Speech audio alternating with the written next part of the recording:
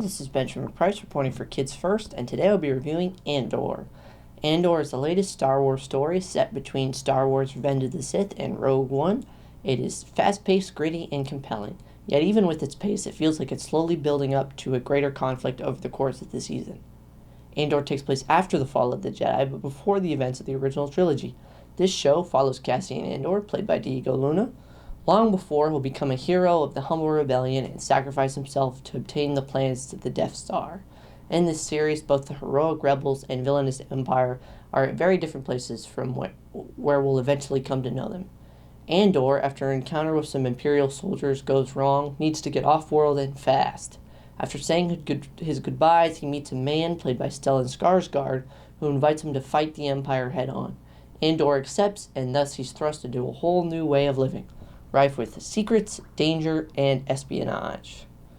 Andor focuses its lens away from lightsaber duels and feuds between galactic royalty and onto the beginnings of a rebellion and how one guy plays a small part in the building of that grander organization. Diego Luna is very good as the title character. He takes a relatively small role from Rogue One and makes this character feel worthy of his own show. Andor's a little more naive and curious here, captivated by the minutiae of where and to whom his journey to rebellion takes him, but there's the same chip on his shoulder cynicism that we saw in Rogue One. Andor as a show doesn't seem as accessible to younger audiences as the other Star Wars stories, and it's probably best watched with the family.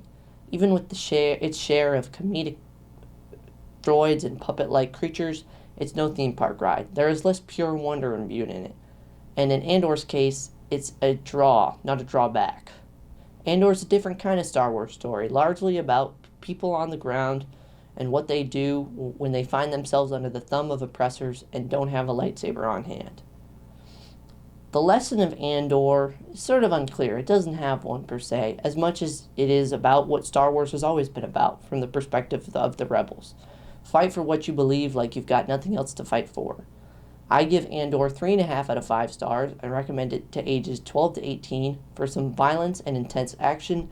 Andor's first 3 episodes are on Disney Plus on September 21st, 2022. This is Benjamin Price reporting for Kids First, signing off. See you next time.